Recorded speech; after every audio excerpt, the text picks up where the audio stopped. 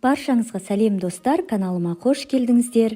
Бүгін сіздермен граната в шоколаде жасайтын боламыз. Өте оңай дайындалады, қазіргі таңда трендте десек те болады.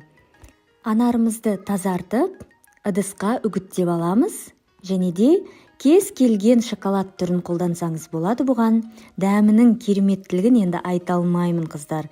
Оны жасап көріп сезіну керек, өте дәмді шығады. Жалпы мен өзім милка шоколадын қолдандым.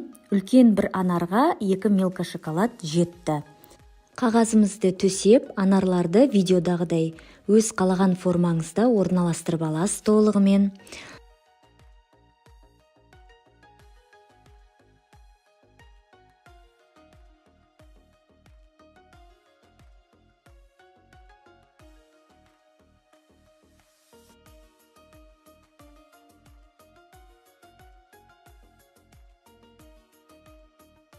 Кішкене бір ыдысқа қайнаған суды құйып, шоколадымызды осылай ертіп аламыз.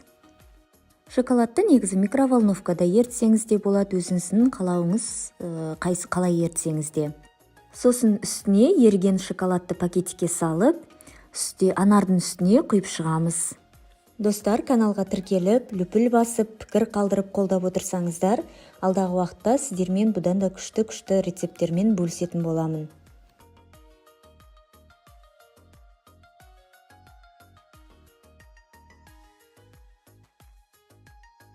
Осылай ерген шоколадымызды құйып болған соң, мұздатқышқа жарты сағат, 1 сағат аралығында салып қоямыз. Шоколадыңыздың қатқанына байланысты көресіз. 1 сағаттан кейін қатып шыққан анарларды осылай алып шығасыз. Дәмі енді өте керемет, міндетті түрде жасап көріңіздер.